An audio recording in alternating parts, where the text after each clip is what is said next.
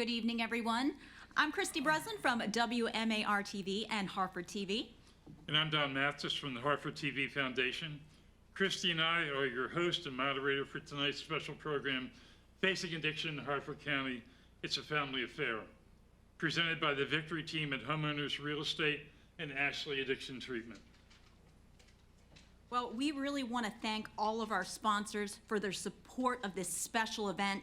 Our Recovery Champion sponsors, we want to thank Harford County Government, Addiction Connections Resource, Voices of Hope, McComas Family Funeral Homes, APG FCU, The Will House, Susquehanna Workforce Network, Achieve Behavioral Health Services, Magnum Advisors CPA, the Contis Group, Kay and Alex Dietz of Garceau Realty, and the Webster family.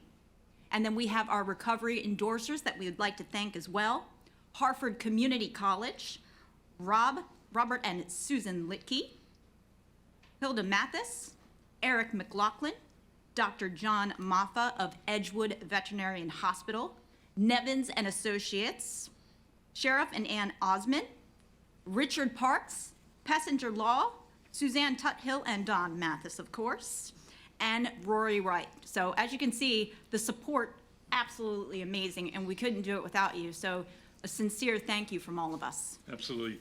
Tonight you'll hear success stories that prove recovery is possible. You'll hear from local experts who work hard every day, helping people and families struggling with substance use disorder. They'll share their experiences and they'll give us all hope for successful recovery.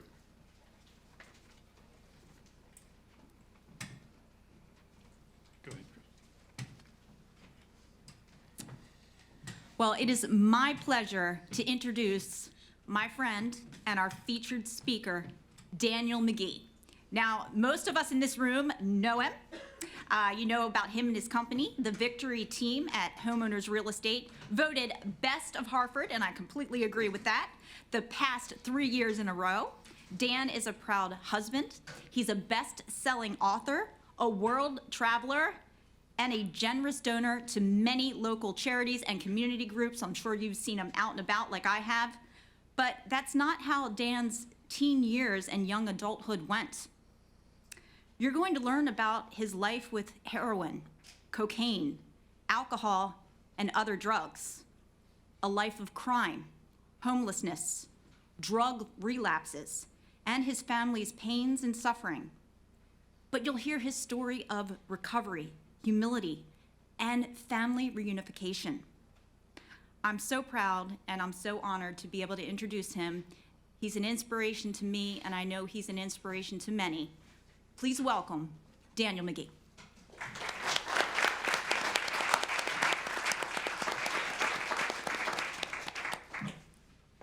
Well, I was nervous already. After that, I think I'm going to faint. I don't know if I can live up to all that. So this never gets easier. I've done this over 50 times, and my heart's still beating out of my chest. But there's two things I learned in recovery. One of them is never say no when asked to give. Never say no when asked to shine a light to people who might be walking down that same path as you. The other one is that I believe that our soul comes here to experience this world and evolve from it before returning home. And the only way we evolve and grow is through struggle and through facing the things that scare us. So I make sure to do so. I'm Daniel McGee. I'm a realtor, philanthropist. I own a nonprofit. I own an investment company. I'm an author. I'm a speaker. I'm a public personality. I'm also a recovering heroin addict, alcoholic. And most of all, I'm a scared little kid in an adult body. And I think most of us are scared little kids in adult bodies just trying to figure out our way through this world. Some of us aren't humble enough to admit it. But that's where I started, as a scared little kid, empathetic. I was a late bloomer. I just wanted to fit in. All my friends were bigger, tougher. They had older brothers. I had this thing called depression and anxiety, and I didn't know what it was, but it made me feel a certain type of way where I wasn't happy in my own skin, and none of my friends identified with that. So I ran from those feelings the first chance I got when I tried alcohol. And you know, I've been in this recovery thing for 24 years, and I just had a really basic epiphany 2 months ago, and that was that I could finally forgive myself and stop holding guilt for the bad decisions I made, because I only did what came natural. I suffered from anxiety and depression, and I treated it in the best way I knew how. I did what made it go away, and to me, that was the right decision at the time. I didn't know where it would lead me. When I first tried alcohol, I realized that it made me everything I wanted to be. It made me a tough guy. If I hurt somebody when I was sober, I felt bad. If I hurt somebody when I was drunk, I didn't feel those feelings. I wasn't shy around women. I'd go up and talk to any woman I could, but when I was sober, my voice would shake like it is right now. It made that depression and anxiety go away, so I stayed drunk all the time. From a very early age, from 14 years old, I stayed drunk all the time, and I became very violent because that's who I thought I wanted to be. I wanted to be a gangster. I wanted to be anybody but who I was. And so I emulated that. Drunk every night, fighting people, trying to create a reputation, being a tough guy because that's all that mattered in the world to me. That's what I thought was important in this world, and I wanted to be a drug dealer and a gangster. And I left my parents' house when I was 15, and I was selling crack cocaine, and I had this whole personality that really wasn't me. All I did the first part of my life was build wall after wall after wall around a fragile little kid inside to protect myself. I sold drugs through my whole teenage years, had blackout drunks almost every night, robbed people, beat people, did a lot of stuff that I extremely regret to this day. And I met an older woman who was sniffing heroin. And this was in the mid-90s when heroin really wasn't known around here yet in the county. I got on her because she was a junkie, and I looked down on junkies because I was a drug dealer, and she hated the fact that I was a drunk and I got in fights every night. So eventually I went behind her back and tried it, and that was all she wrote. All the walls that I built around myself, all that tough guy image, everything that I spent my whole childhood building came crumbling down in a matter of weeks. And I became the addict instead of the dealer. I became weak, fragile, homeless in the streets of Baltimore. I'm not going to go through a whole drug-a-log because I wrote a 465-page book about it. You can read it if you want to read the war stories.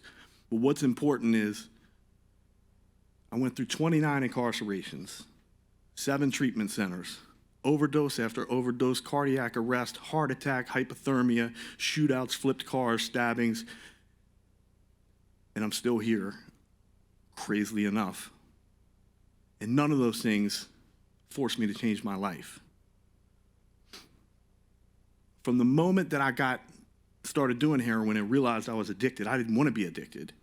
And all those times in jail, all those times in treatment, I got away from the drug and I felt my real self again, and I wanted to stay that way. And all those phone calls home from jail that many of you have probably gotten, swearing that I was going to stay clean, I was going to do the right thing for the rest of my life, I meant it with every fiber of my being. But the second I got out into temptation, they took root again. I went through a lot of pain that never ended, and I tried to take my life, and I kept waking up, and I don't know, well, I know why I was kept here now, but I didn't know at the time. And in 2001, I walked away from my last treatment facility. I was in a 9-month mandated facility, backing up 15 years, and the prison system sent me to this facility, and I still didn't get it. I relapsed inside that facility. They were sending a Division of Corrections bus to come pick me up to serve the rest of my 15-year sentence. I climbed out of that facility window, went on the run, stayed in West Baltimore, checked into the Salvation Army treatment program, gave my life to God, got serious about my recovery. After 30 days in that program, they gave me a key to drive a Salvation Army truck to go around and pick up donations. I went around and picked up donations in Anne Arundel County and then drove the truck to West Baltimore and copped heroin and came back high again. I could not get it. They threw me out of the program. I went on the run again for another 30 days. They liked me so much in that program. I had dug in so much into my recovery and into God and doing the right thing that they gave me another chance. I stayed clean ever since. That was 2001. I went in front of the judge for the 15 years that I was backing up. Everybody in the Salvation Army, all the pastors and all the people that worked there came there and testified on my behalf. I had been clean for 90 days at that point. The judge decided to give me 5 years of probation and not give me the time, backing up the 15 years again. He pulled me from that program, put me in a program at the time called Right Turn of Maryland in Baltimore County, which the judges actually held stake in at the time, which is why they were sending everybody there. Anyways, I did 60 days in that program, got out, worked at a Pizza Hut on work release for another 30 days, and they released me from that program, and that's when my new life started. Only I didn't focus on recovery. I went to NA meetings every night. I did what people told me to do, but I didn't change myself. I started immediately building those walls back up around myself again. The ego took hold. All I cared about was clothes, women, jewelry, being a tough guy, and building up everything around myself to protect that scared little kid inside. So when I got my wisdom teeth pulled 4 years later, and the doctor told me I needed pain medication, I argued with him. I lost that argument. He told me he would give me 3 days worth. I walked out of there, went to fill the prescription. It was 2 weeks with a refill. I ate them all in like 3 days, and I went downtown and copped heroin. But the seed of recovery had been planted in me from all those nights in NA meetings and all those times in rehab. I knew I got a small taste of what life could be like without drugs, so I immediately got back off within a week. I stayed clean all the way through 2011. I had a bail bonds business at the time. I had all these things that nobody thought I would live to be past 25, and yet I had a house, I had a car, I had a business, I was making 6 figures. My ego was in full swing. Gucci this, Prada that, everything. That's all I cared about, was the way I looked and the way I came across to people. I started dating, and I went out, and every time I would go out on a date, the woman would swear that I could have a glass of wine, and I would proudly declare that I was an alcoholic, and this argument happened all the time, and then finally one time I gave in and had a glass of wine. Within a week, I was locked up in a Harford County Detention Center, covered in blood for beating somebody half to death and drunk out of my mind, sitting on the other side of the glass from the same commissioners that I did business with every day. That was May 21st, 2011. I haven't touched a drop of alcohol or drugs since.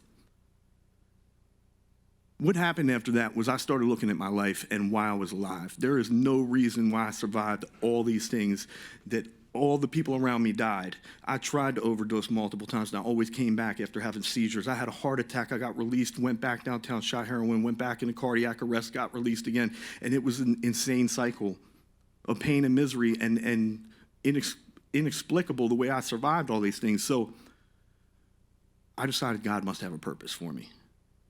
And number one, I shouldn't be here. I don't deserve to be here, let alone have the successful life that I live. So I started dedicating my life to giving back to this community in any way possible. And so I stand before you today. You know, she announced the things about me, you know, the Harford's best realtor 3 years in a row, and all the things, the 2 books I've written and all the things I've overcome. You know, I picked up dirty needles off the street. I went into public restrooms and shot heroin with toilet water or creek water or whatever was around. There was nothing that I wouldn't do to get high. And yet, I received a written award from the president, service award. I won Harford's Most Beautiful People Award. I've been to 36 countries. I've led 19 mission trips to third world countries to South America and Central America. Heidi over here went on one 2 years ago. I'm in a position to be a leader now, and it's absolutely a miracle. It's unbelievable. The things that I've been able to experience in this life that I would have never, ever dreamed of, and that's capable for anybody that's out there using, anybody that's living that life. My family, nobody thought I would be here. So what's out there, you know, paradise is out there. Like, I can't even begin to explain. Every day that I wake up is a miracle. And there was no aha moment that took me here. It was getting beat down time after time after time after time again, making the same mistakes, thinking I could go back to alcohol and just not use heroin and try to do things my way. And it wasn't until I realized that I needed to surrender that I could win and start listening to everybody else who had walked the same path as me and survived. It was surrender. It was personal responsibility. I had to lose the victimhood mentality. All those things that happened in my life weren't other people's fault. They were my fault. And once I started taking responsibility for everything that happened in my life, that empowered me and gave me self-esteem. Then with that self-esteem, I started doing things to become successful. There's a whole recipe to recovery. It doesn't happen like that. It's not an aha moment. It's a lot of different realizations and a lot of different circumstances and surrender that you have to go through to get there. I just brain froze. So another thing in recovery that I like to talk about is what I call the opposite effect. And this is just an idea that I created because one day somebody told me when I was young, if you don't like the way your life is right now, do the opposite of every single thing that you're doing. And so I applied that to my life in recovery. From as simple as I did drugs every day, so now I don't do drugs, to I was ignorant to people, so now I'm nice to people. I damaged my brain every day. You know, I killed my brain, so now I do puzzles. I enjoy crossword puzzles, number puzzles. I destroyed my body, so now I eat healthy and I go to the gym. I do the opposite of every single thing, mentally, physically, emotionally, spiritually, that I used to do. Now I do the opposite. And it started my life in motion. Like, if you stand on a train track and try to push a train and get it moving, it's really, really, really hard. But once you get that momentum going, it's hard to stop. And now my life is heading in a direction where it would take an awful lot to turn that around and stop it and send me in the opposite direction back to where I came from, because I've built this momentum from doing the opposite thing every day of my life. You know, on Tuesday, I'm going to fly down and visit my parents in Florida. They had restraining orders against me. I didn't see them for years when I was in active addiction. They had to protect my younger brother and sister. And now they're on my payroll for my business. And I instead of them coming to visit me, I'm spending money and taking time out of my schedule to go visit them because I want to spend time with them. I didn't want to be around them for years. You know, that's just one of the small rewards that this life gives you. So recovery is possible. Recovery is amazing. And each and every person out there using can get it. And the most powerful thing in this life is purpose. And if you survived, if you're still alive today and you use drugs and alcohol, or you are using drugs and alcohol, you have a purpose. That's why you're still alive. And that purpose should keep you alive. And that purpose should fill your heart. And that's what I live by every day. It's my purpose. Thank you.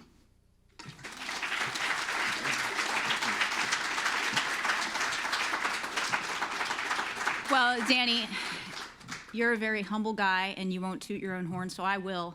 You're an inspiration to so many people, and how difficult is it to get up in front of all these people, to be streaming live, and talk about what you went through?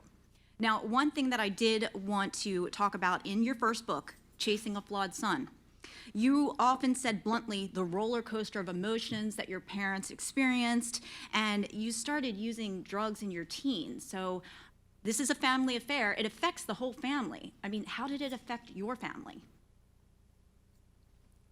Well, it was, having siblings, it was affecting my family in a major way. Number one, my parents met in high school. They've never even been with another person. They've never done a drug. They drank socially as I was growing up, but I brought a world to them that they never even knew existed. I mean, when I was 14 years old, I remember my father woke up at 5 a.m. saying, "Your son's involved in a shooting in Baltimore City." And they said, "Oh my God, is he okay?" And he said, "No, he's with the party doing the shooting." And these are things like in a suburban household with parents that have never experienced any of this that blew them away. But I think most of all, it's my brother and sister. My reputation in school was affecting them. I was stealing from them. It was taking all the attention away from my brother and sister and putting it on me, which wasn't fair. So my parents had to make the tough decision to cut me loose. And there was zero enabling in my story, which saved my life. But I also know that, the hardest thing a mother can do is go against her maternal instincts to not enable that child. So there's not a right or wrong answer there, but that's how my story went. And so it wasn't until I got some clean time that I could come back around and renew a relationship with my parent. They didn't let me stay there while I was getting high. I didn't see them for years. Well, one of the things that I really take away from that is, like you said, recovery is possible, and you've got a great relationship with them now. So, I mean, you went from rock bottom to top of the world. And I'm so proud to call you a friend. Now, some people believe that drug addiction, which doctors now formally recognize as substance use disorder, is simply the result of a user's weak character, low morals, and failure to just say no. In your books, you painfully describe the compulsions and cravings you had to use when you knew that it was harmful and you wanted to quit it. Help us understand kind of how the drugs hijacked your brain, and really, how did they compel you just to continue using? Alcohol is much more insidious because it's socially acceptable. And for a lot of people, the negative repercussions don't come so quickly. That took me years to really recognize and admit that I was an alcoholic and that alcohol was poison for me. Heroin, instantaneously. The physical sickness, the anxiety, the depression, you use to make anxiety and depression go away, but when you wake up the next morning and you're sick, it's 10 times worse. So it becomes an endless cycle to make it go away, and then you wake up and it's worse, and you make it go away, and you just live in a constant state of pain and misery, and you don't get high anymore to get high. You get high to feel normal just so you can function for the next few hours. So what really helped you finally quit? I mean, you'd been in and out of treatment programs, had relapses, setbacks, and you kind of told us what made the difference, but how did your parents react to that after a lot of disappointments? Like, looking back, how did they help you get on the path to recovery and really help you maintain your recovery? Because from what you've told us, that's a big issue. That's really hard to do. So for my parents, they gave me a place to live. That was it. Everything else, I had to take personal responsibility. And I'm talking about after I was clean, not while I was using. And I had to take the personal responsibility to go find a job, to do this, to do that, to better my life. I didn't get any handouts or hand-ups. No, I'm not saying that there's anything wrong with that. But for me, I built self-confidence and self-esteem from creating and doing things on my own, right? I believe they didn't let me live there when I was getting high. I understand that it's tough to put your child out on the streets and run that risk, but also if they're using in the house, they're never gonna get clean because they're never gonna hit rock bottom. So I think like the answer there, what I'm a fan of is ultimatums, but you have to stand behind them. So you go to treatment or you have to leave the house, but you have to stand by it, and that's tough. That's tough. That is tough. And finally, Dan, there may be people in our audience who are in the middle of a family member's substance use disorder, or their family member may be starting to misuse drugs. What advice can you give them to help them and their loved ones that are going through this? Be as understanding as possible. Understand, like I just said, how I just forgave myself, that they're not just using drugs because they want to use drugs. They're not an alcoholic because they want to be an alcoholic. It is some genetic. There's science behind it that says that some people do and some people don't because of genetic predispositions and things like that. But also understand that they are self-medicating. They're doing what they think is best to heal themselves, to be able to get through another day. So I think being understanding, really trying to wrap your mind around it, and if you want to understand what a heroin addict goes through, read my book, Chasing the Flawed Son. It'll really explain to you the day-by-day things. But understand, be open the doors of communication. And the same goes for the addict. The first step, you have to talk to people. You have to tell on yourself. You have to be open, because that's why people die, is because their ego won't let them tell people that they're alcoholics or addicts. So the doors of communication have to be open, and be willing to do anything that enables them to do better. Not anything that enables them to continue their addiction, but be there, offer to do anything that'll help them get better, as far as seeking treatment, as far as doing things that will lead them towards recovery. Well, your story again, like Chasing a Flawed Son, I mean, that's a survival guide right now for anybody that's going through it, and it's proof. I mean, you can recover. You have. Look at you now. And you give so much back to the community. You're doing so well in your life. You're talking to your parents. You got a beautiful wife, beautiful family. So thank you so much for sharing your story. As you know, that is not easy to do. Thank you for being the giving soul that you are, and especially thank you for coming out to take part in our Facing Addiction in Harford County. Thank you. Daniel McGee.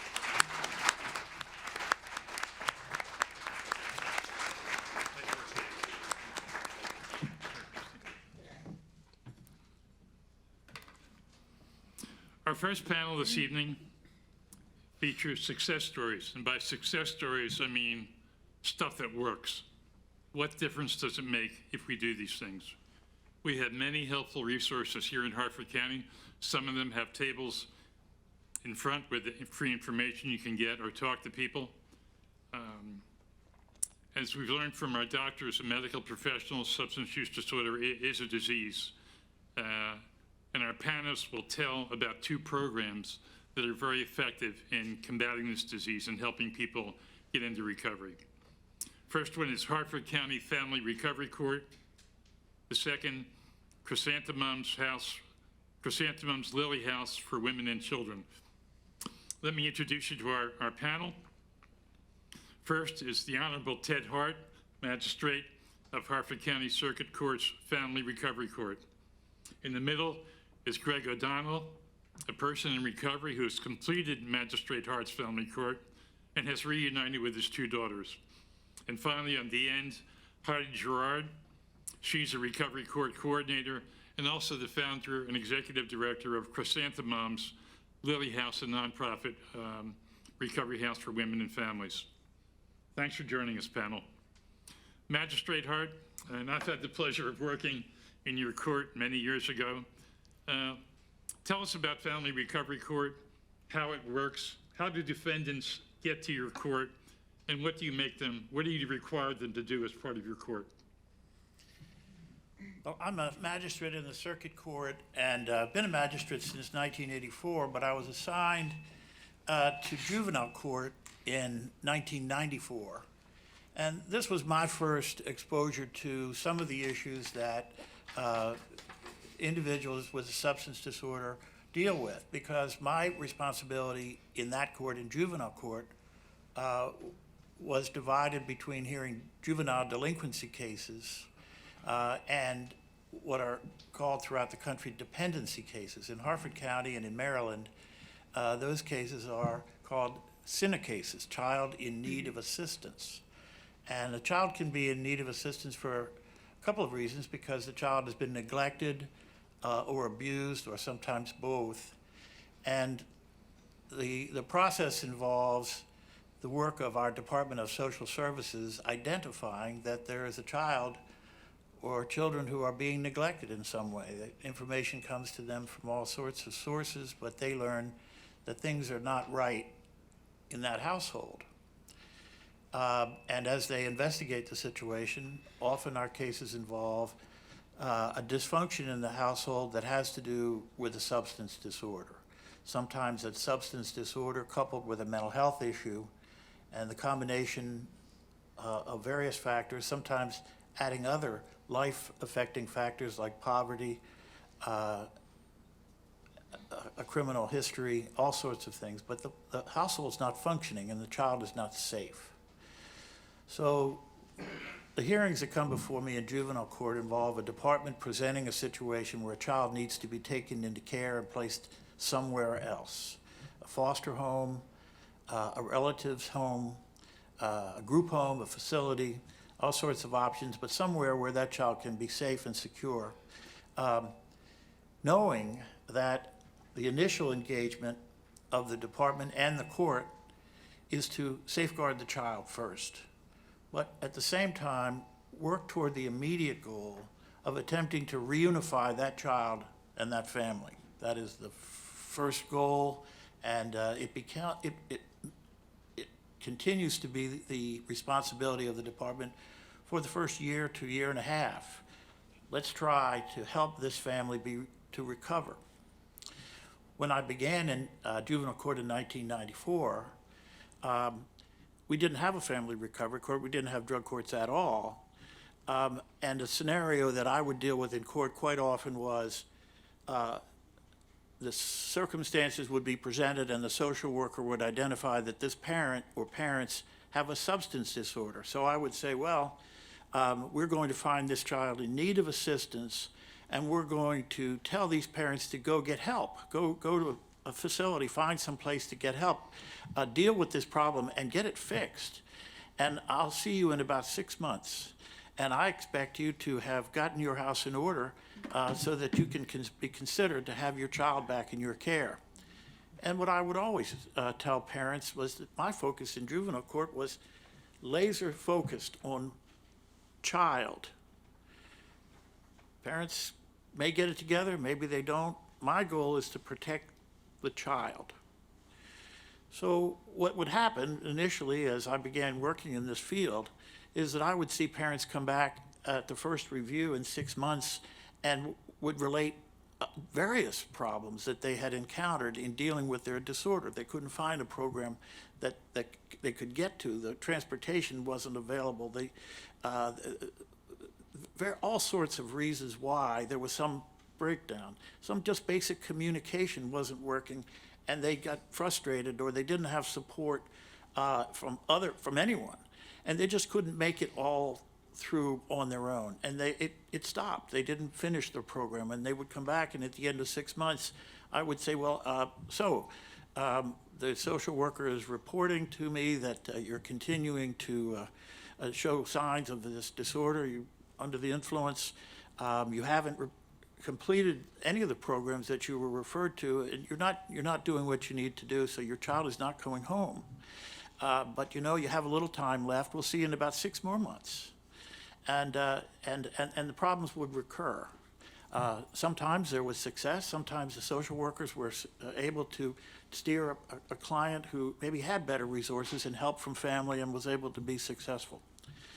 But what we came to realize when the drug court idea became available in the early 2000s was that there was another way to deal with this, that perhaps the courts could be more involved in supporting parents who were dealing with this extremely life-changing phenomenon of trying to completely change their lives around while dealing with an addiction which was physically incapacitating. So what happened in 2003 was Judge Carr was the administrative judge of our court, made the decision to go out and seek a grant. This wasn't part of his day job. He was hearing cases and trying cases and locking criminals up and doing all sorts of things that judges do every day, but he decided to take it on himself to say, I'm going to go and get a grant. So he applied for a grant. Funding was becoming available federally. There was a lot of federal money that was suddenly becoming available to support this idea of a drug court. He initially started a juvenile drug court. That was his first effort, and he set up the court, and he made the application and got training and got funding for training and put that court into operation just by the will of deciding that he was going to do it. And that sometimes is the thing that courts don't always realize, that they have a power in the community that goes beyond the day-to-day findings of facts, rulings on legal issues. It's to be part of the community effort to make the community better, and I think Judge Carr really epitomized that. The following year, he asked me to preside at a new kind of court, a drug court for families, parents in recovery who would come to the court's attention through our synod dockets and through termination of parental rights cases, which were sort of the end game of a synod case. And so, again, funding was available. We got training. We went to drug court sites around the country and learned how it worked and got a protocol and got a lot of help from the Justice Department, which was the funding source for all of our drug court programs. So we got a drug court going, and Family Recovery Court was the new name we sort of added to it. So what does the person have to do to complete Family Recovery Court? What's required of the person? It has been a journey from protocols that we learned about in the first training, about step-by-step grading, ultimately leading to a graduation. We came to learn people are unique. Amen. There's not a cookie cutter. There's not a graduated step-by-step, you get an A here and you get a B there and you complete. What it becomes is an ability for our court, with the help of counselors who work closely with our clients on a day-to-day basis, to learn to understand that individual and say, this individual has done it. This individual has attended groups, has overcome numerous obstacles, is meeting all of the requirements, and is demonstrated because this client, mother or father in our court, has demonstrated that this is a new person. This is a new person. And it may happen It may happen in 6 months, it may take longer. We have a challenge in family recovery court that parents are only given about a year and a half, sometimes 2, to suddenly turn the switches on and to off, to demonstrate that they are no longer dealing with a substance. And as we heard from Mr. McGee, this is a lifelong challenge. Yep. So these recovery processes don't always fit the time frame that we have for when a child can be reunited. So sometimes people do very well with family recovery court, but by the time their recovery has dawned, that child has been adopted. So it is a terrible challenge, but it is a balancing of the responsibilities of parents and the rights of children, that they shouldn't have to wait around indefinitely. But as far as meeting the requirements, we sort of know who they are when they're ready. And when we recognize that the life has been changed, they get a certificate of completion. Well, let's meet one of your successful participants. Greg, congratulations on your recovery for completing the court. Tell us a little bit about your life in addiction, what kind of challenges you faced, maybe how the court and Heidi helped you, and what's going on in your life now. Use the mic, please. All right. My name's Greg O'Donnell.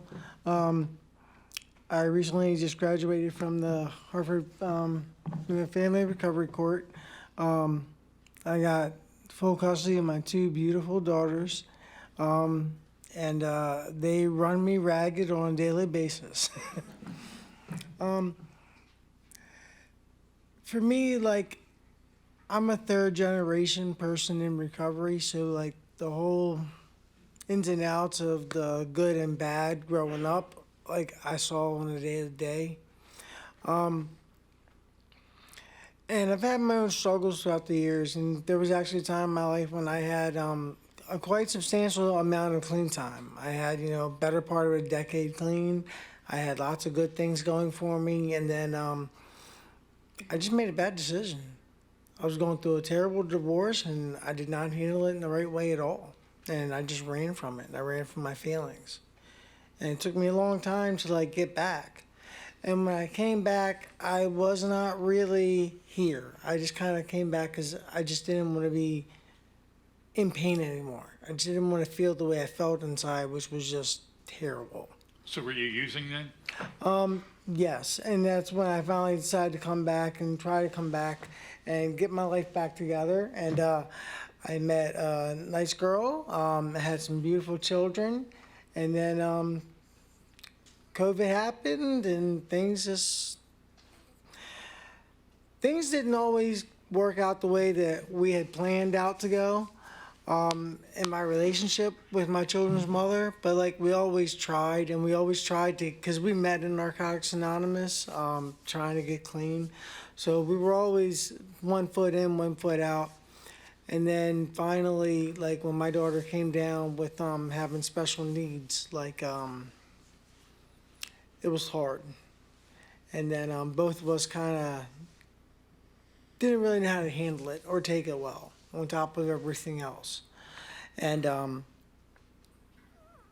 felt like I was just trying to do everything by myself, and nothing was just going, I was just drowning. And then finally, one of my jobs I do is a tattoo artist, and I was just beat and tired and trying to tell my client I can't finish anymore tonight. And they offered me a big bag of cocaine to finish that tattoo and a big old pile of money to finish it that night. And I said, well, looks like we're gonna have some fun. And the crazy part is, right when that moment happened, like, I remembered when I'd been clean years ago, and I had a really good friend in relapse, and I was asking him about what happened, why he left, why he didn't come back. And he told me that, like, he had these words like that. He remembered he was looking at his drug of choice, and he said, this is about to take everything from me, and then he did it anyway. And, like, that moment, like, hit me. Like, I remember my friend saying that to me clear as day, as though he was sitting next to me, just as though Heidi was. Yet that was something that happened years before. And I actually said to myself, this is going to take everything from me. And the woman in front of me said, what was that, honey? I said, hand me a lighter. Because Wow. I had already made that decision.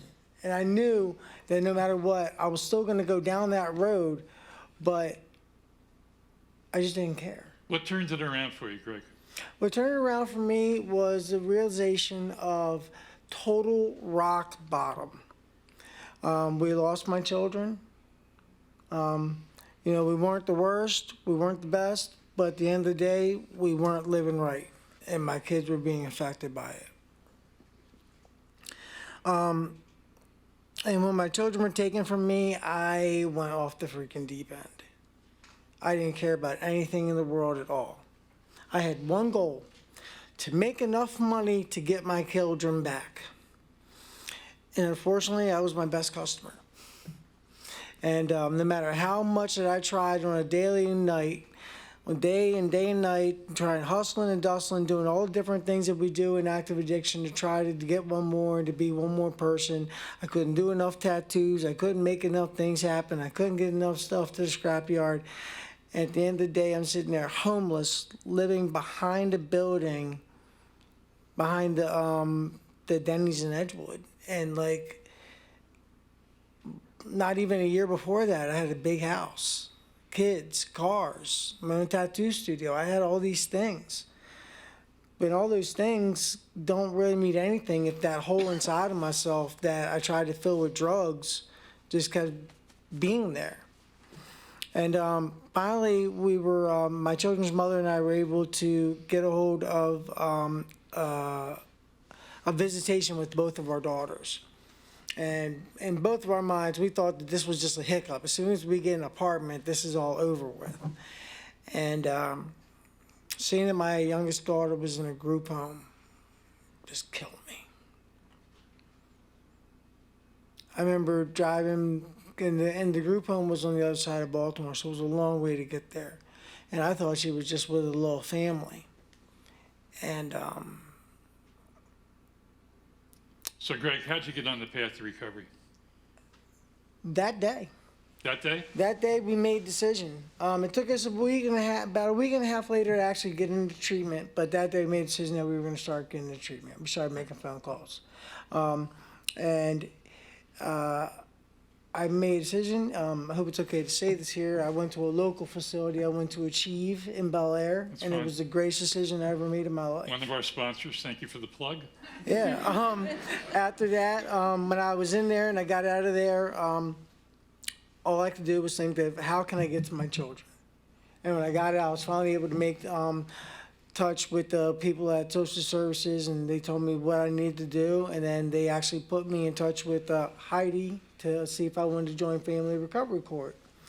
And all I knew was everything in my life was gone, and all I knew was I wanted one thing: my children home with me where they belonged. So that meant I had to fight like hell to get it. So you're with your daughters now Yes, at Harford Family House. yes, We'll talk about that in a bit. Heidi, you're wearing two hats today. You're the coordinator in Magistrate Hart's Court, and you also have the 26-hour-a-day job with the Lily House for Chrysanthemums, which helps women with children in housing. Can you talk about recovery housing, what you all do, and why it's important? Sure. The Lily House is a recovery house in Aberdeen for Pull your women mic and over, children. Oh, sorry. That's okay. The Lily House is a women and children's recovery house located in Aberdeen.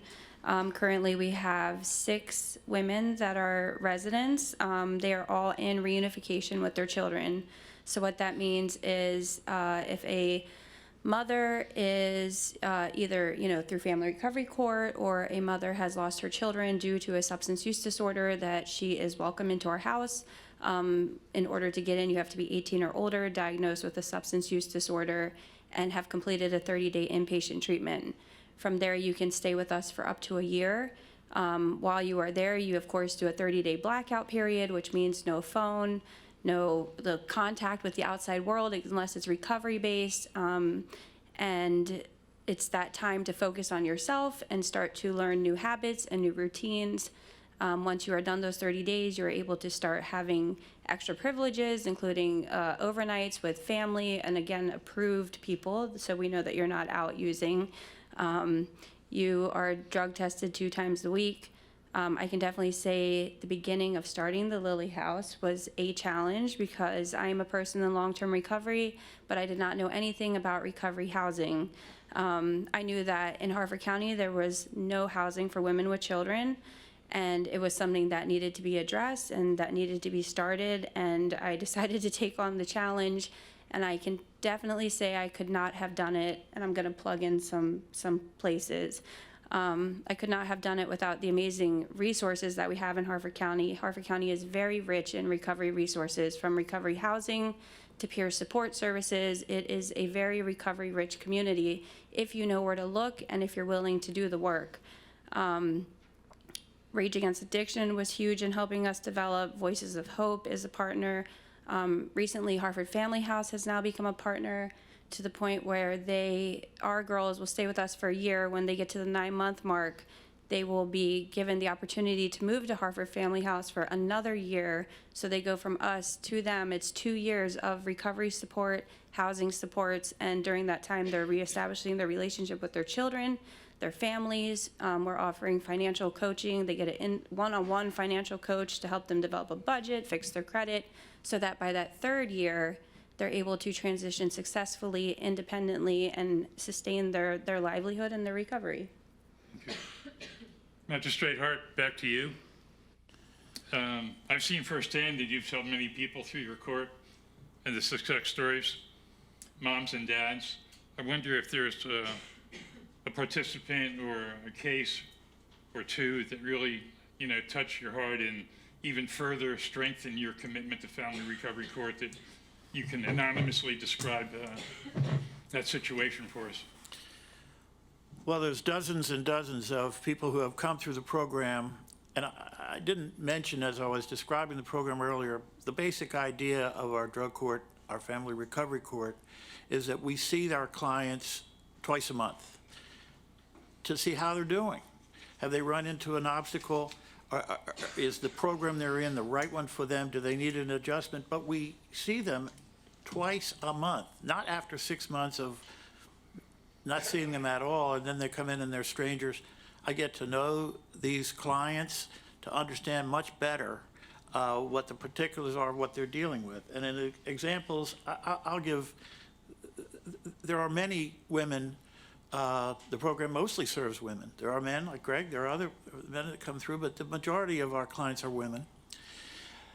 There are one example of a woman who came through having lost her child to removal because she was a heroin user who was on methadone, and she was mixing methadone with other substances and was not functioning. She was able to come into the program. And in her case, what stood out to me as particularly important was that she had the unending support and love of a father who stayed in touch with me. He didn't always come to the sessions, but he was there as the backstop. He didn't want to be an enabler. He didn't want to be a contributor to the problem, but he was going to be there for his daughter when she was able to be there for him. And I can just remember so well that as she progressed through the program and completed the program and her child was returned to her care, she has been successful, and her father contacts me periodically. I hear from him every couple of years. Wow. She's doing great. I also have the other side of the story, an example of a woman who came to court in a physical wreck. She was shaking and crying, and she had had her child removed, and she had come in to say that she didn't want to fight. She thought her child was with a good foster home. She was too terrible a person. She was an awful person, and she had attempted to take her life. And I was convinced that if she left my courtroom that day without some redirection, that's what she was going to do. She was in total despair. She hated herself for what she had allowed to happen, and now this child, who she wanted to be a mother for, was in a foster home, wonderful foster parent. She had seen this foster home and said, "This is what my child deserves. I am no good." And I thought we would lose her. She was able to go to Lily House. She was able to get into a very functional program, which was very helpful to her. She had a number of physical problems, but she had to deal with those, which were complicating her recovery.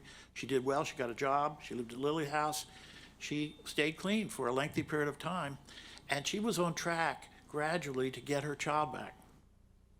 After about 9 months of really good success, she was simultaneously developing a relationship with the foster family who was caring for her child.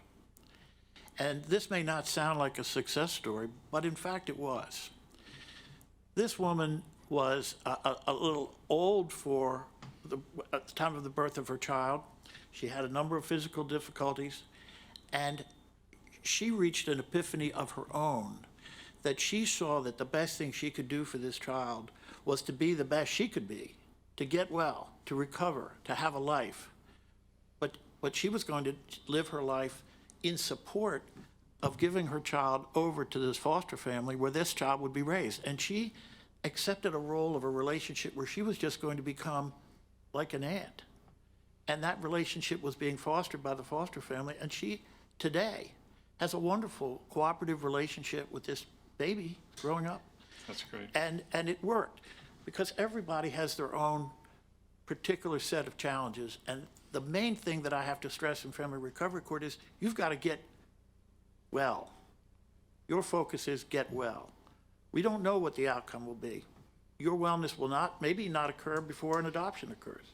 Maybe it will. Maybe the reunification will be successful. Or maybe there's a better life plan for this child. The first thing is get well. Very happy. Greg was one of the successful recovering clients who was able to actually recover his children and is on the path to have a very well-functioning, happy family. Everything that I've seen indicates that.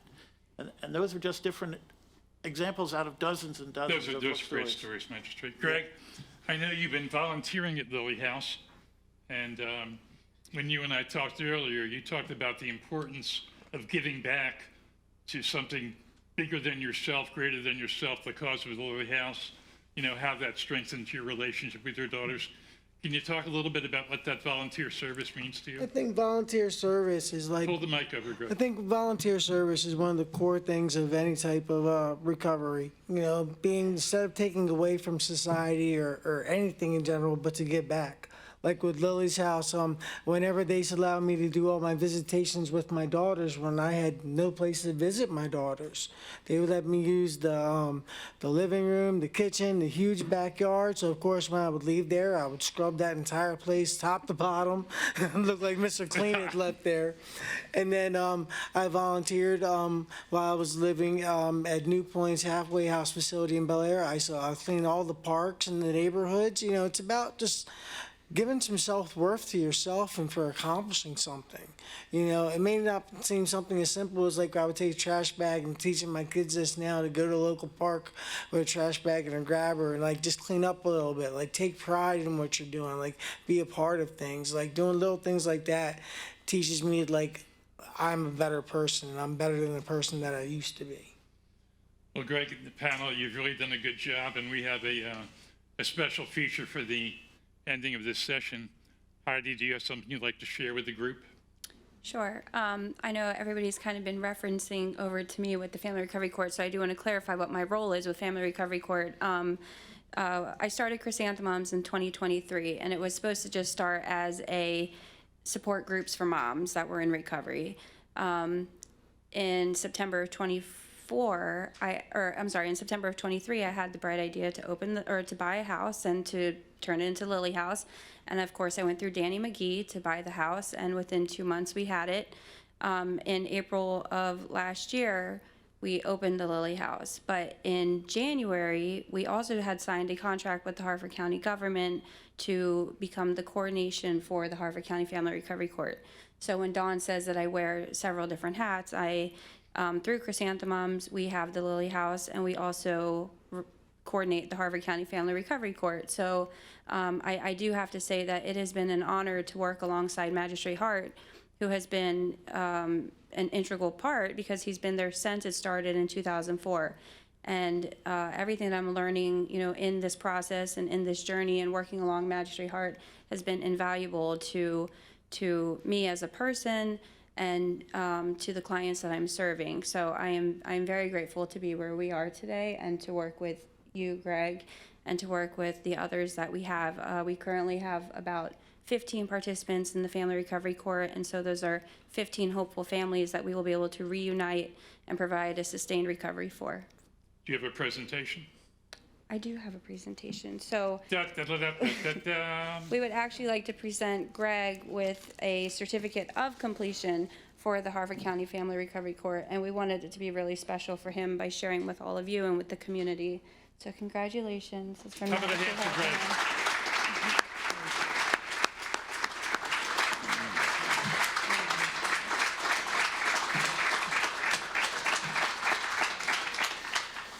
Sometimes good things happen. Please join me in thanking the entire panel for this presentation.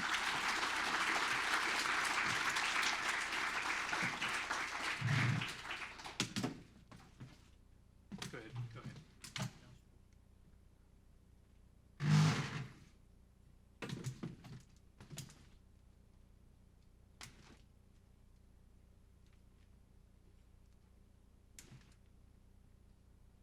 Thank you so much. Thank you, panelists. Thank you, everyone.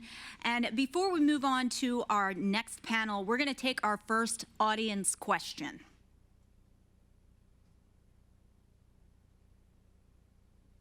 Good evening, everyone. I'm Phil Hosmer. I'm the founder and executive director of NatureWorks.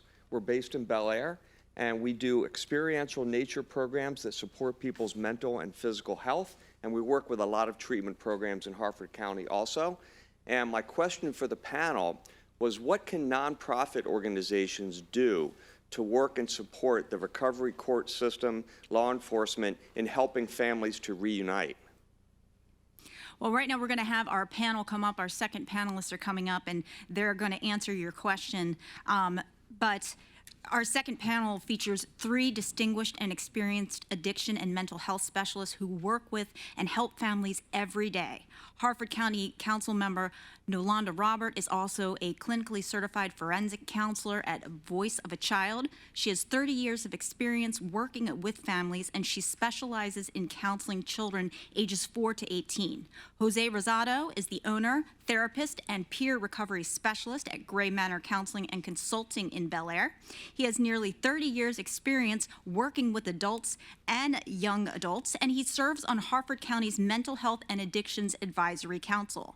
Cindy Robertson is the Chief Clinical Officer at Achieve Behavioral Health, which we've heard about today. She's a clinical social worker, licensed to diagnose and treat mental, behavioral, and emotional disorders. Achieved is staffed by people in recovery, lifelong professionals, people who have lost loved ones to addiction, and others committed to helping people with substance use disorder. So we're introducing our panel right now.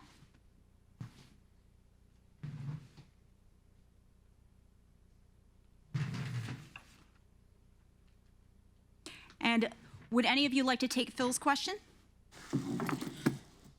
Once again, he just wanted to know what can nonprofit organizations do to support the work of Family Recovery Court, other drug courts, and law enforcement? I can take that one. I can start. So first of all, I want to say, hey, Phil.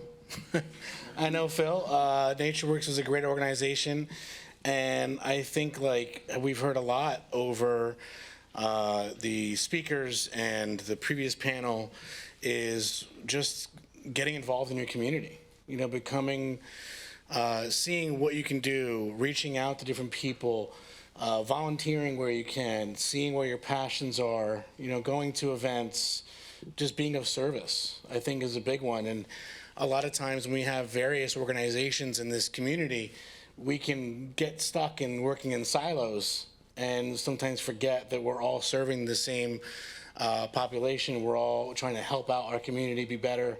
So if we can make it a point to just reach out, connect with others, be a conduit, and I think that's always going to be a big way of just seeing how you can keep spreading your message and keep supporting different causes. Oh, absolutely. And Councilmember Robert, I know your career includes even more relevant experience with drug courts as a consultant to national treatment providers. My question is, over your 30 years of doing this work, do you think families of people who use drugs are under greater stress and facing more challenges than families did, say, 10 to 15 years ago?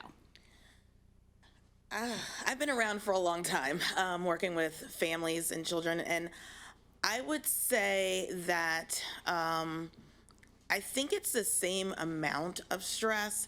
I think the issue is the types of drugs have changed, the types of availability of drugs is out there that were different than, when I started. I started my career in Baltimore City as foster care. So I could tell you where things were, who was selling, and then I worked with juvenile offenders. I knew who was selling and the ones that were trying to create drugs out of nowhere.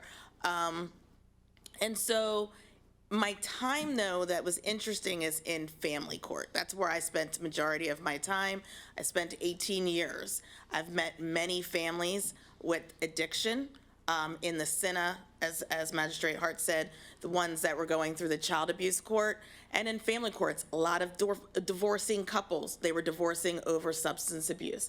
And I would say that the stressors of life have caused an increase in why individuals thought that they needed to use drugs. It also is very, how do I say, it's family oriented. So traditionally, I've watched 3 generations go through the court with 3 generations of having the same issues with substance abuse. And a lot of them said, I'm not going to do it, but end up in a situation where they ended up doing. And the reason why they would say they weren't going to do it is because they've watched mom or dad. I've spoken to lots of children who've watched, I call it revolving door, of their moms and dads going in and out of the household, thinking that they are going to get, do it for them. I've had a lot of conversations with parents saying, you have this beautiful daughter in front of you, you have this beautiful son in front of you. Can you please think of them as your number one reason to get clean? Sometimes that worked, sometimes that didn't work. So I would say like the reasoning over all these years hasn't changed. The stressors have always been there. Yeah, absolutely. Now, Jose, tell me about your work at Gray Matters Counseling and Consulting. Then, same question to you. Have things gotten more complicated for families dealing with substance use disorder and their loved ones? So at Gray Matter Counseling Consulting, we have a holistic practice in Bel Air. We offer counseling services, coaching services, consulting services for companies and other nonprofits and that sort of thing. We also have a nutritionist on site and massage therapist as well, because we try and treat the whole person. And I think it really kind of speaks to that. I mean, as mentioned, there always is going to be stressors in life. There's always going to be difficult things, but I've been here in Harford County myself for about 11 years, and even in the short time I've been here, I remember Heidi, who was one of the panelists before. I met her about, probably 7 years ago when we were doing work in the local jails together, and we would do parenting classes and work as I was working as a peer recovery specialist and meeting with people who were incarcerated and looking to go back and enter back into the community. And, as mentioned, I think that a lot of the different supports that have been coming up, especially in rural parts of Maryland, have come a long way in the last 10, 20 years. And, as mentioned by the magistrate, just realizing that you also need to learn as you go and be open to different things, because what worked for one family or one person may not work for the next one. And, as a peer in long-term recovery, we always hear, everyone's pathway is different, and you can't really judge anyone's certain way. And that's the truth, because everything looks different. Every person is unique and is individual. And the fact that now we have a lot of other different systemic things that are coming about that support the person who's being affected by it, their families, and even people like Heidi creating something that was in need in the community that she knew wasn't there. And I think that always speaks to this awesome part of it is that if you see a need, try and fill it however you can, and I mentioned earlier, we talked about like partnering with different things, and I want to give another shout out. I get back to Phil because one of the things we talked about was every time I'd go see Phil do his thing with NatureWorks, I would be in awe of it again. And I'd be like, Phil, you do great work. And I would be reminded of how much I enjoy being outdoors, but I don't do it enough, if I'm honest, right? And I went to Phil last year, and I said, hey, what if we started like a monthly group where we opened it up to everybody in the community who was a person who was in a service industry, whether you're a social worker, a counselor, police officer, firefighter, whatever. If you work in a helping profession, why don't you come out with us once a month? We were doing, at that time, it was every third Saturday of the month, and we would do it at the bird sanctuary in Bel Air, and we would go out and do a nature work session for an hour, 2 hours. And it was just free. And we would say to people, hey, if you want to come out and you can't make it, it's okay. We'll be here next month. Come next month, And this year we're going to try and maybe change the day and time. Because a lot of times in the weekends it's hard when you're competing with kids and their sports schedules. Oh, and we those all know sorts that. of, Yep. Yep. So we might try like a Friday evening time slot or Sure. something. But to me, the point was that, I really do believe in if you think there's a need that's out there, just be the first one to the wall, do it. And then if it's good, other people will see it and try and support you along the way and can carry the torch from there. And I think that's a big thing is seeing, like you said, all of the different things that have come along and grown in the short time I've been in Harford County, I think has been awesome to see. Thank you. Great answer. Now, Cindy, I know that Achieve offers a range of vital services, intensive outpatient and outpatient treatment, partial hospitalization and counseling. So tell me a little bit about your specific work and what you're seeing with the people and the families that you serve. Yeah, so at Achieve, I just want to say, I'm so fortunate to get to work for that organization and get to do what we do. And it's really just rooted from the belief, and it's from a top-down and a bottom-up kind of situation where it's like we know that the clients are our first and most important priority. And we understand the importance of individualizing each client's care. And it's not for, I think I can speak for most of my coworkers and colleagues. It's not just a job, it's a calling and it's the mission. Right. For me, Achieve was all about building the kind of treatment center I would have been proud to send my former partner to, and really kind of developing that sense of community and support and, just giving each individual that opportunity. So I think a lot of what we are seeing, and our program's a little different in that we're actually offering gender-specified care in the PHP level of care. So our males and our females are there and they're able to focus on just getting treatment. And it's such a tremendous gift to have them have that time. And, ultimately, I don't think anybody can heal in any environment if their basic needs aren't being met. And the one thing I will say is across the board, our goal is always how do we take care of the human and then we can treat the disease. And I'm really fortunate that that's the approach that each and every one of my colleagues, my peer, my team, my friends work so hard to do every day. Oh, absolutely, and great team over there at Achieve. So we do have an audience question for our panel. So I believe Suzanne?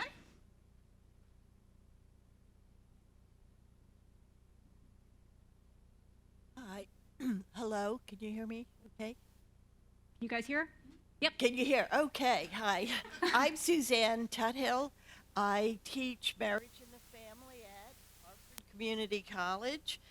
And I'm the mother of a daughter who's now 6 years in recovery from heroin addiction. My question to the panel, what constitutes enabling a person with substance abuse disorder? When your child gets into serious drug use, what are the parent behaviors that help? And finally, and what are those that make things worse rather than better? I'm happy to contribute. So I can say, speaking from experience, when you think about enabling, we often look at like, what is the worst case scenario, right? Okay, well, we're paying all of their bills, we're doing everything for them. And one of the things I think we often overlook when we talk about enabling is a lack of communication. Oftentimes, I like to say that addiction's a lot like a divorced child. If you can't get everybody on the same page, it kind of becomes a playground for manipulation. And I think that the reality is that ultimately, when we're talking about what is enabling and how do we disrupt that pattern, the most important thing we're going to do is bring to light the things that we've kept in the dark. It's the process of everybody being on the same page, and it's not easy. And as a family, coming together is often the hardest part. But, one of the things that I think is really important is just kind of keeping in mind, what is the end goal? If the end goal is for your human, your loved one, to get into a place where they're living a happier, healthier, recovery-based life, the only way we're going to do that is if we bring attention to what the problem is. Add on to that, what I find is that initially every parent is going to enable because they want to make sure that their child is going to get treatment and services, and they want to help out as best they can.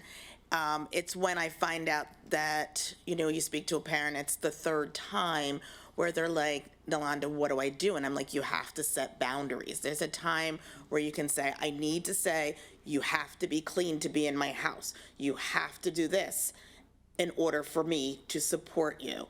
And there have been parents that at the end of the day finally make that mother, unfortunate, heartbreaking call, bye-bye. You have got to leave my house. When you come back clean and sober, I will be there welcoming you.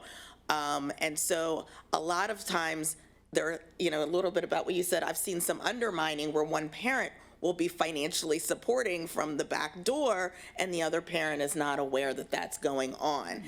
And so communication is definitely key if we want to keep everyone safe and keep them to go into rehab and be able to sustain being sober. Oh, absolutely. I mean, I can't imagine. It's got to be so tough for the parents, just like Danny said in his speech. It's hard for the whole family. I do have a question for. Thank you so much, Suzanne, for all of our panelists here.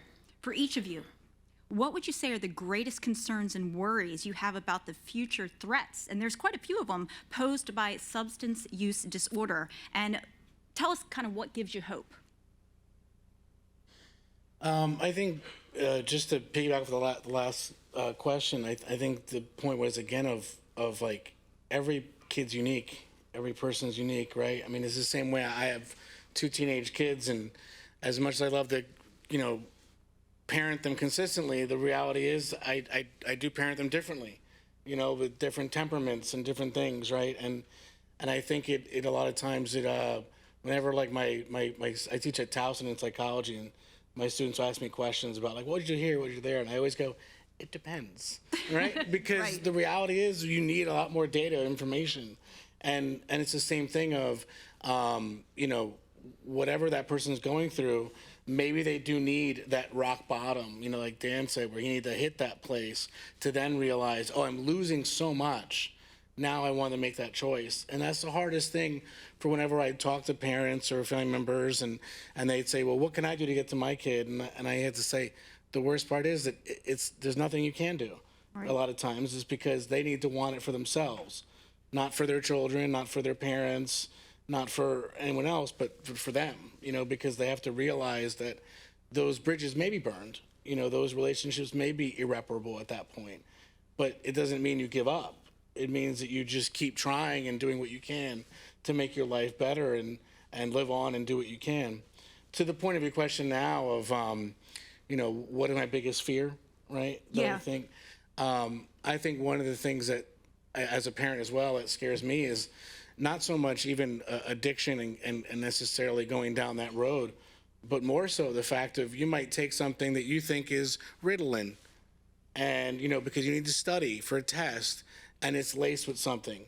And that one time you tried something because you were in college and you were trying to do the right thing and you were trying to just, you know, be a good student, can be the one that, you know, that unfortunately takes your life. And I think in that way it is a bit terrifying. But I think a lot of times the thing that does give me hope is just more open conversations about this sort of stuff, you know, more access to things like Narcan and showing people how to use it and having them realize that, hey, this is something that everyone's probably going to see and experience at some point. And when it does, and if and when that happens, you know, be ready, not with judgment, but with taking action and then helping that person get the care they need. Even if sometimes it may be where, again, that was the first time they ever did anything, you know, and they Right. genuinely thought they were taking Tylenol, you know, but that's the problem. I would say just make sure you're getting, you know, where you're getting your things from, that it's a, you know, a medical doctor and not a friend who had a leftover, you know, bottle in their parents', you know, medicine cabinet or something like that, but more so of getting something from a medical professional first and foremost. Absolutely. I mean, this can be absolutely terrifying. Also, any of you can answer this one. I mean, what advice do you have for family members and others who have loved ones in active addiction? I mean, we've been talking about how difficult it is and how it doesn't just affect the person that has the substance use disorder, but it really does affect the whole family. I think you're right. It does affect the whole family. And I always tell people to look out for signs and also to take self-care for themselves. I currently have 2 friends going through siblings, actively addictive, leaving rehabs. They come to me and they're not sure what to do because that person is refusing to get help from them or listen to them anymore. And so, you know, I try to tell them to be as diligent as possible to keep an eye on their siblings. But at the same time, they have to remember it's self-care. And they also have to remember at the end of the day, it's that person's decision when to get clean and sober. And so they can only do so much, and that I will pray with them and for their loved one. Oh, absolutely, absolutely. And Cindy, maybe you can answer this one. Do you have any recommendations for policymakers at the state and the federal levels about reversing the incidence of substance use disorders? I mean, I think it's just absolutely vital that we not live under the misconception or the belief that the strides we've made in the last 3 years are for any reason other than the funding that's been entered into substance use disorder treatment. The reality is that the problem doesn't go away. Right. Just say no was not really a very successful venture. So I think the most important thing that we do is we educate and we inform and we provide resources, and whether that be an abstinence-based recovery or harm reduction-based recovery, or, you know, just kind of teaching them about their mental health and making sure they've got access to good quality mental health care. Ultimately, the most important thing that our policymakers can do is make it a priority, because if we are not taking care of our citizens and the people in our community, we're not doing what we're supposed to be doing. I couldn't agree more. That is a great answer. And all of your answers tonight have been fantastic. Thank you so much for your expertise, your guidance, and for taking time out of your day and your busy lives to come here tonight so we could have this conversation. I thank you all very much.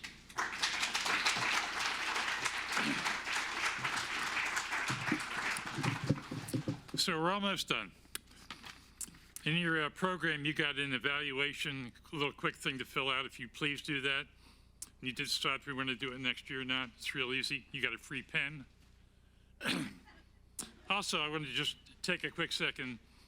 Kelly Jarrah, who's the executive director of HarfordTV, Jackie Howard, who's her assistant, and Bob Litke of the staff, who's also contributed, and the whole HarfordTV staff has really made this happen. Can we just give them a round of applause? They're here somewhere.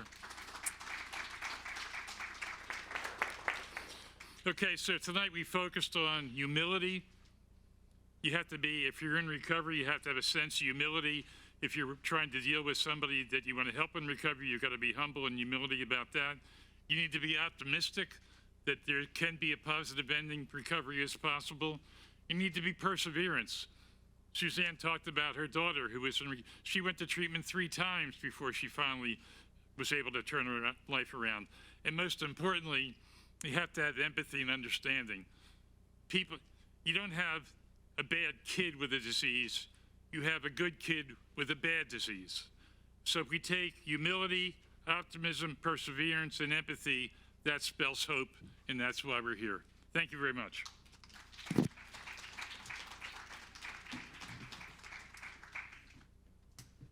And ladies and gentlemen, I gotta say, please give a round of applause to Don. He has worked so incredibly hard on this. He's so passionate about what he does, and he just puts so much effort into this. And thank you to everybody that came out tonight. We hope you enjoyed tonight's program. It's going to air on Harford TV in May. Visit HarfordTV.org for air times. And of course, thank you again, Don, for your commitment to the community and to ending substance abuse in our community. We want to thank all of our sponsors, all of our teams, the Harford TV Foundation Board, and thank you especially from our community members that are struggling and really needed somebody to talk to, somebody to listen, and that's exactly what you all provided tonight. So thank you very much. I'm Christy Breslin. Thanks for watching. Good night. So we're going to have the drawing.